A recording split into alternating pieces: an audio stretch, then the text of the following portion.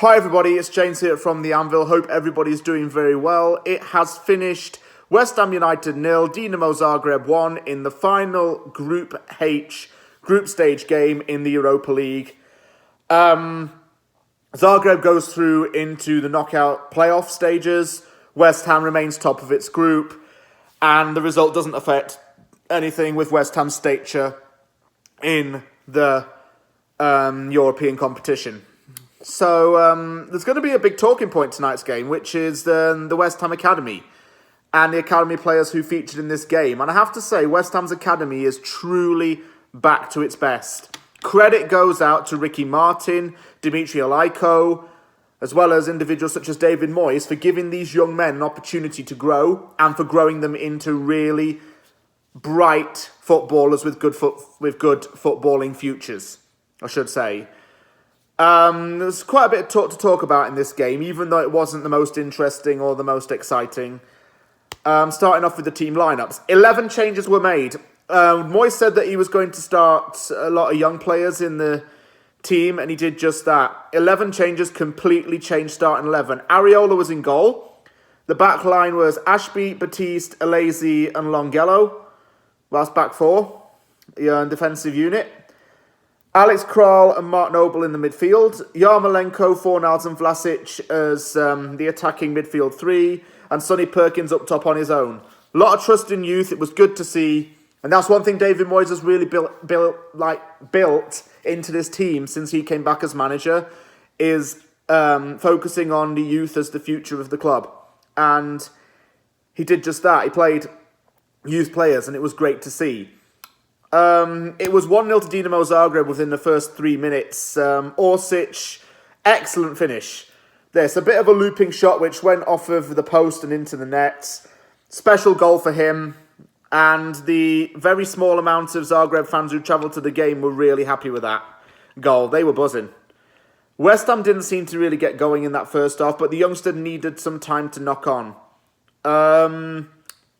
One big comparison I would make was between Sonny Perkins and Andriy Yarmolenko. Yarmolenko is 32 years old, a Ukrainian international footballer who has been playing professionally for nearly 15 years. Yarmolenko was put to shame by 17-year-old Sonny Perkins. Sonny Perkins had the pace and the threat that Yarmolenko did not have. Yarmolenko just touched the ball like 5,000 times and had nothing else to do with it. I think a lot of fans will safely say that he's been dreadful. And I don't know why Moyes still puts faith in Yarmolenko. There's nothing he really provides to the team. I will personally pay for an Uber for him to get to Heathrow Airport and go to another club. Actually, I might not, because Heathrow Airport's like other side of London. It's probably going to cost me like over £100. So I don't really have that kind of money, and I'm not really wanting to spend that on an Uber. So guess I'll pay for his, let's say, his underground fare instead to get him out of the club, because Yarmolenko was crap in this game. Absolute trash. Harrison Ashby. This is the positive notes now. Harrison Ashby, Manny Longelo, excellent performance from those two. They had pace about them. They had good crossing ability. Perkins crosses in the box room. He headed over. The fans got behind him for that, saying it was a good effort. He should have scored in the last Europa League game, just moments after he came on, but it didn't. It gave him a bit more confidence, I think. Yarmolenko again. This is another downside. Crossed the ball straight to the goalkeeper, like a half cross, half shot straight at the keeper. Don't know why. It's 1-0 going into the break. I wasn't really bothered, to be honest with you, because West Ham really had no reason to win the game, because qualification for the next round was guaranteed. Youngsters did well. Ashby especially did really well. In the second half, Fornals came off as a bit of a precaution to keep him safe for Sunday. Ben Rama came on.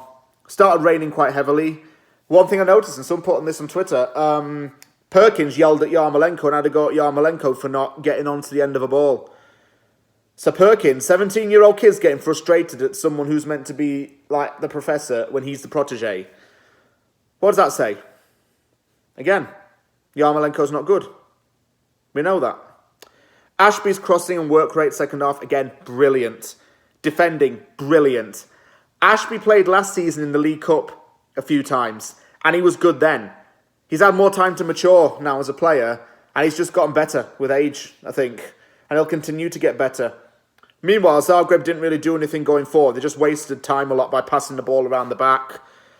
Put a note on my notes here, something about Alex Kral. People slagged off Alex Kral in this game? No. He actually worked pretty hard. He just did his job, and that's what I said about Alex Kral when he first signed for this club. He does his basic job right and really well. And Kral just worked hard. Anyone who's saying that Kral is crap with a K, one, are you a blood? And two, no, he's not. So don't say that. Double change opened the door for two more academy debutants. On Yarmolenko finally came off, and on came Freddie Potts, the son of Steve Potts and the brother of former academy player Dan Potts. Freddie's making his debut. He looks a lot like his dad, actually. That's why I recognised him without seeing the name on the back of the shirt. Perkins came off, and on came Forson. Keenan Forson came on. They didn't really do much, though, but it was still a moment they'll never forget, making the professional debuts for West Ham. And it finished 1-0 to Genk to Zagreb in the end. Genk wasn't playing us. Don't know why I said that. Zagreb goes through and still has a fighting chance in the Europa League. Meanwhile, that means that Genk and Rapid Vienna are out of the Europa League. West Ham to top of the group. Everything's rosy there. Nothing really. And this sounds weird. It's very rare that I talk about a game where there's been a defeat and I say positives. But the positive is the fact that the youngsters had their chance to shine. And they did so. Harrison Ashby is definitely one for the future. He has a future at this team and at this club. Longelo, could that be our Cresswell replacement? Maybe.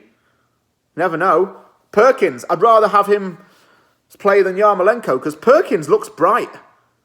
He looks like he deals with the professional level with a really good attitude and very sensibly. He keeps his head screwed on. But look, again, credit to the academy for its development and its improvements.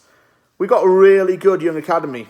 Now, we got players such as, Ekwa, Nevers and Okaflex who are coming through. Now, I want to see Okaflex actually get some game time this season at some point, by the way, and I hope he does, because he's good as well. And who knows? I said last season, the 4-0 win over Doncaster in the FA Cup, our academy was starting to improve. I was right. It really, really is starting to improve. We're looking really tidy. This team's looking good. And this academy is looking very, very impressive. So it's disappointing to lose 1-0 in the end, but that wasn't the focus. The focus was on young lads getting their opportunity to play in the first team and taking it with open arms. Credit to David Moyes, credit to all of the youth coaches, credit to recruitment for getting those guys in. Thank you very much for watching this episode of Aftermath. If you liked the video, hit the like button and don't forget to subscribe for more content. Take care, everyone, and I will see you all soon.